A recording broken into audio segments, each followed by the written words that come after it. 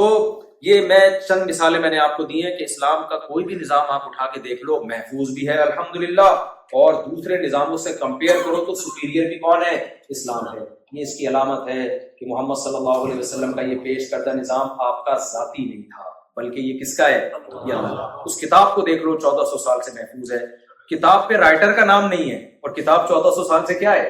بولو، محفوظ ہے۔ کیسی عجیب کتاب ہے یار، ایک لفظ میں بھی تحریف نہیں ہوئی۔ دنیا میں سب سے زیادہ پڑھی جانے والی کتاب قرآن، دنیا میں سب سے زیادہ سنی جانے والی کتاب قرآن، دنیا میں سب سے زیادہ سمجھ کے پڑھی جانے والی کتاب قرآن، بغیر سمجھے پڑھی جانے والی کتاب قرآن، کھڑے ہو کے ہاتھ باندھ کے سنی جانے والی کتاب قرآن، کھڑے ہو کر گھنٹوں گھنٹوں ہاتھ باندھ کر پڑھی جانے والی کتاب قرآن، سب سے زیادہ بے سمجھے یاد کیے جانے والی کتاب قرآن، سب سے زیادہ سمجھ کے یاد کی جانے والی کتاب کون سی ہے؟ قرآن۔ سب سے زیادہ دنیا میں درس کس کتاب کے ہوتے ہیں؟ قرآن کے۔ پیش کرنے والا وہ ہے جو نہ لکھنا جانتا ہے اور نہ پڑھنا جانتا ہے۔ عجیب بات ہے یا نہیں میرے بھائی؟ نہیں آئی میرے خیال ہے سمجھ میں؟ پیش کرنے والا جو ہے اس کتاب کو، جس کو اتنی مقبولیت ملی، وہ نہ لکھنا جانتے اور نہ پڑھنا جانتے۔ اور کمال کی بات ہے، جس پیغمبر نے یہ کتاب پیش کی جو نہ لکھنا جانتے نہ پڑھنا جانتے، وہ خود لکھوایا کرتے تھے دوسروں سے جب آیتیں نازل ہوتی تھی۔ بھائی مجھے تو لکھنا نہیں آتا، آپ کیا کرو، آپ لکھو، اس چمڑوں پہ لکھی جا رہی ہے، ایسی محفوظ ہوئی ہے، ایسی محفوظ ہوئی ہے، ایک ایک حرف۔ قاری لوگ کیسے نکلواتے ہیں نا بچے کے حلق سے، بھائی ہا ہے تو ہا ہے، ہا نہیں ہے، اتنی چینجنگ نہیں ہوئی ہے، ایسا نکلواتے ہیں۔ وہ کہہ رہے تھے ہا نکالو، ہا بچے سے نکل نہیں رہا تھا، بولا حلوہ بولو، حلق سے نکالو حلوہ۔ ماں نے کہا میں پکا کے لے آتی ہوں، بچے کے حلق پہ تجربے نہ کریں۔ قاری لوگ یہاں بھی ہے نا ماشاءاللہ۔ تو ایک ایک لفظ کیا ہے، ایسا خاندانی طریقے سے محفوظ ہوا ہے، ایسا خاندانی طریقے سے۔ دنیا کی 1400 سال پہلے زبانیں اس طرح محفوظ نہیں۔ میں نے کہیں یہ بیان کیا، کوئی ہندو نے کمنٹ کیا بھائی 1400 سال پہلے سنسکرت زبان جو ہے تو صدیوں پرانی ہے، ہم کب کہہ رہے ہیں، وہ کنڈیشن میں نہیں ہے جو 1400 سال پہلے۔ 1400 سال پہلے کا کوئی فارسی بولنے والا یا کوئی بھی زبان بولنے والا اٹھ کے آ جائے، آج بات کرے، آپ کو سمجھ بھی نہیں آئے گا کیا ہے۔ لیکن 1400 سال پہلے نبی صلی اللہ علیہ وسلم کا دور کا کوئی عربی آ جائے اور آپ سے بات کرے، اس انسانوں سے کلام کرے، دنیا کے 20 ملک اس کی بات سمجھ رہے ہوں گے کیا کہہ رہے ہیں۔ 20 لوگ نہیں، 20 ملک میں رہنے والے کروڑوں انسان، اور جو عرب کنٹری نہیں ہے ان میں بھی جو علماء ہیں جو عربی جانتے ہیں وہ بھی سن رہے ہوں۔ عربی میں پانی کو 1400 سال پہلے کیا کہتے تھے؟ الماء، آج بھی کیا کہتے ہیں؟ الماء۔ آسمان کو کیا کہتے تھے؟ سما، آج بھی کیا کہتے ہیں؟ سما۔ زمین کو کیا کہتے تھے؟ ارض، آج بھی کیا کہتے ہیں؟ ارض۔ مرد کو کیا کہتے تھے 1400 سال پہلے؟ اور رجل، آج بھی کیا کہتے ہیں؟ رجل۔ عورت کو کیا کہتے تھے 1400 سال پہلے؟ امرأہ، آج بھی کیا کہتے ہیں؟ امرأہ۔ بچھونے کو 1400 سال پہلے کہتے تھے مہد، آج بھی کیا کہتے ہیں؟ مہد۔ درہم کو 1400 سال پہلے کیا کہتے تھے؟ درہم، آج بھی کیا کہتے تھے؟ کیا کہتے ہیں؟ درہم۔ چاندی کو کہتے تھے فضہ، آج بھی کیا کہتے ہیں؟ وہ والی فضہ نہیں جس کی طرح آپ کا دماغ جا رہا ہے، فضہ۔ 1400 سال پہلے سونے کو کیا کہتے تھے؟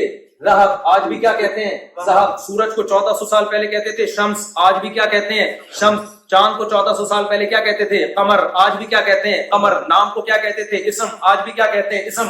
قرآن کی وجہ سے ایک زبان ہمیشہ کے لیے محفوظ ہو گئی، کیونکہ اللہ نے قرآن کی حفاظت کرنی تھی۔ اللہ نے کہا اگر لینگویج اور زبان کی حفاظت نہیں قرآن ضائع ہو جائے گا، اللہ نے پوری زبان کو محفوظ کر دیا۔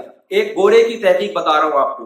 گورا کہتا ہے، مجھے انشاءاللہ چونکہ اب یہ میں فی البدیہی بات کر رہا ہوں نا، اگر پہلے سے پلان ہوتا تو میں اس کا حوالہ لے کر آتا۔ ایک گورے نے لکھا ہے کہ اگر کوئی شخص یہ چاہتا ہے کہ میری ریسرچ ہمیشہ محفوظ رہے تو اس کو اپنی ریسرچ عربی زبان میں تحریر کرنی پڑے، کیونکہ 1200 سال پہلے جو کتابیں مسلم سائنسدانوں نے لکھی ہیں، مسلم اسکالرز نے لکھی ہیں، محدثین نے لکھی، فقہاء نے لکھی، آج 1200 سال کے بعد بھی وہ چینج وہ عربی سمجھ میں آ رہی ہے۔ میں نے قدوری کی مثال دی، یہ تو 1200 سال تقریباً 1100 سال پرانی کتاب ہے۔ ہم جو عربی ادب کی کتابیں مدرسوں میں پڑھتے ہیں، نبی صلی اللہ علیہ وسلم کے زمانے سے 40 سال پہلے کی پرانی، یعنی 40 سال پرانی شاعری ہے۔ حافظ ابن حجر نے 700-800 سال پہلے کتابیں لکھی ہیں۔ امام محمد جو امام حنیفہ کے شاگرد تھے، انہوں نے تقریباً 1200 سال پہلے کتابیں لکھی ہیں، جو اسلامی لاء ہے، جو آج بالکل ایسے سمجھ میں آتا ہے جیسے آج کی زبان۔ جتنی کتابیں ہیں نا عربی پرانی قدیم، بالکل کوئی چینجنگ نہیں ہوئی ہے ان میں، 100% سمجھ میں آ رہی ہوتی ہیں A to Z۔ لیکن اگر آپ انگلش کی طرف جاؤ، 200 سال پہلے کی انگلش آج کا گورا، بلکہ 100 سال پہلے کی انگلش آج کا گورا نہیں سمجھ۔ اور گورے خود اعتراف کرتے ہیں اس میں 100 سال کے بعد جو انگلش بولی جائے گی وہ آج اردو مرزا غالب کے زمانے کی دیکھ لو. مرزا غالب کے دور کی اردو یہ تھی کہ ایک آدمی حکیم صاحب کے پاس گیا, حکیم صاحب خطوطان بھیجا میں کچھ حالت خانہ جنگی سی ہو گئی. حکیم نے بولا کون سے کنٹری میں جنگ ہو رہی ہے؟ خطوطان, مرزا غالب کے دور کا آدمی تھا, پیدا اس زمانے میں ہو گیا. مرزا غالب وہ حکیم کہتا ہے بھائی کون سے ملک میں جنگ ہو رہی ہے؟ کہتے ہیں خطوطان میدہ میں حالات خانہ جنگی سی ہو رہی ہے. پھر اشارہ کیا تو حکیم نے بولا بولنا پیٹ خراب ہے. سمجھ رہے ہو, 100 سال پہلے کی اردو الگ تھی, آج کی کیا ہے الگ, اور 50 سال بعد کیا ہوگی الگ ہوگی. ہر زبان کتنی اسپیڈ سے چینج ہو رہی ہے.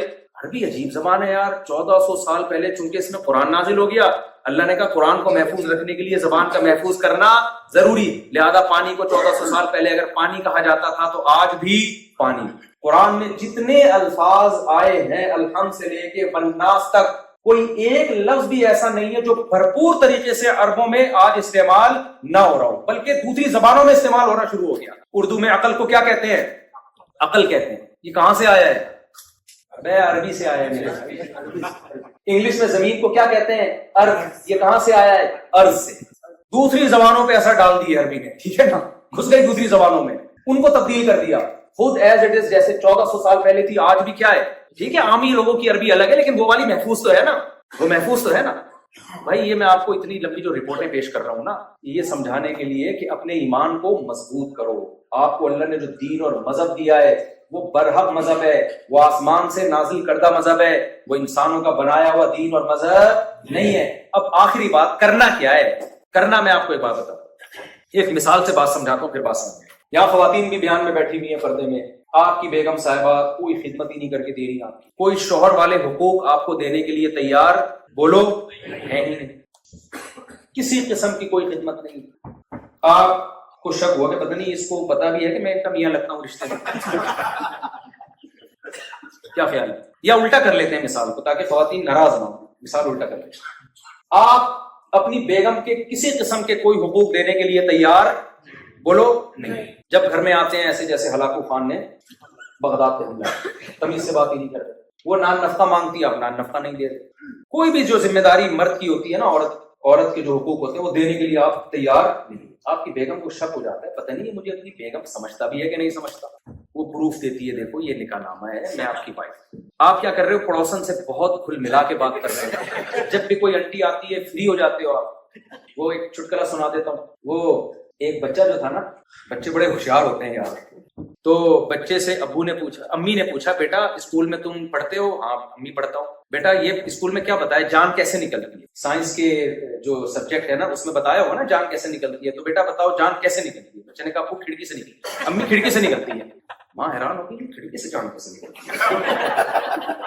تو ماں نے پوچھا بیٹا سمجھا نہیں؟ کہتی امی جب آپ گھر پہ نہیں ہوتی نا وہ آنٹی آتی ہے پڑوسن, تو جیسے ہی آپ دروازہ نوک کرتی ہیں ابو کہتے ہیں جان کھڑکی سے نکل جاؤ. جان کہاں سے نکلتی ہے؟ کھڑکی سے. تو اب آپ کیا ہو رہے ہو؟ پڑوسن کو جان بھی کہہ رہے ہو, پڑوسی کچھ منگواتی ہے پڑوسن تو اس کے حقوق بھی سارے پورے کر رہے ہو. آپ کی بیگم کو کنفیوز ہو گئی کہ پتہ نہیں ان کو پتا بھی ہے کہ آپ کی مجھ سے شادی ہوئی تھی, کسی قسم کی کوئی فری کرانے کے لیے لفٹ کرانے کے لیے بندہ تیار ہی نہیں ہے, کوئی حقوق ہی نہیں دے رہا. وہ نادرا کے سرٹیفکیٹ دکھا دیتی ہے, نکاح نامہ دکھا دیتی ہے, آپ ایمان لے آتے ہو بیگم میں مانتا ہوں کہ تم کیا ہو میری وائف, لیکن آپ کا ایٹیٹیوڈ چینج نہیں ہوتا, اسٹائل وہی رہتا ہے.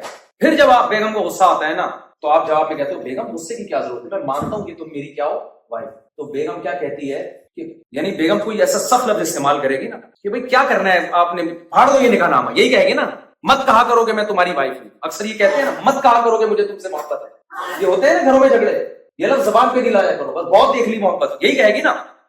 بھائی جب آپ کسی رشتے کو مانتے ہیں نا تو ماننے کا مطلب اس رشتے کی وجہ سے آپ پہ جو ذمہ داریاں آتی ہیں آپ عملی طور پر ان ذمہ داریوں کو ایکسپٹ اور قبول کرو کر رہے ہو. ادروائز خالی بلی کا ماننے سے کچھ بھی نہیں ہوتا. تو جب آپ مان لیا, آپ نے مانتے ہو نا کہ اسلام پر ہے, یا ابھی بھی کوئی کنفیوژن ہے تو پھر چھپڑ میں مل لینا, بتا دیں کہ کچھ اشکالات ہے تو انشاءاللہ کوشش کریں گے حل کر دیں ان اشکالات. اگر کوئی بندہ چاہتا ہے نا تو الحمدللہ اسلام پہ اٹھنے والے ہر اعتراض کا جواب الحمدللہ موجود ہے. چاہتا ہی نہیں تو پھر تو پتھر دلوں کا کوئی نہیں پگھلا سکتا. قرآن نے بھی مثالیں دی ہیں کہ کچھ پتھر ایسے ہوتے ہیں کہ جو اللہ کے خوف سے لڑک جاتے ہیں, لیکن کچھ دل ایسے ہوتے ہیں کہ جن کے سامنے جتنی مرضی تقریریں کی جائیں وہ اپنی جگہ سے ہلنے والے نہیں ہوتے. پتھر میں بھی کچھ نہ کچھ اللہ نے اثر قبول کرنے کی صلاحیت رکھی ہے.